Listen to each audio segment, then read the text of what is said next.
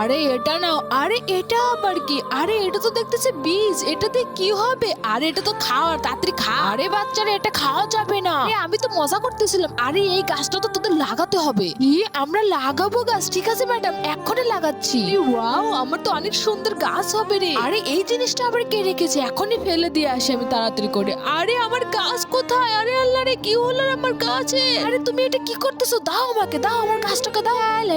আরে দেখ আমার গাছটা অনেক সুন্দর। আরে আমার গাছটা সুন্দর। আরে দেখ দেখ, খাদিজার গাছে তো হয়ই নাই। বোকা বোকা বাচ্চারা, তোমাদের কি খবর? আরে ম্যাডাম দেখেন আমাদের কত সুন্দর গাছ, দেখেন না ম্যাডাম, ওর তো হয়ই নাই।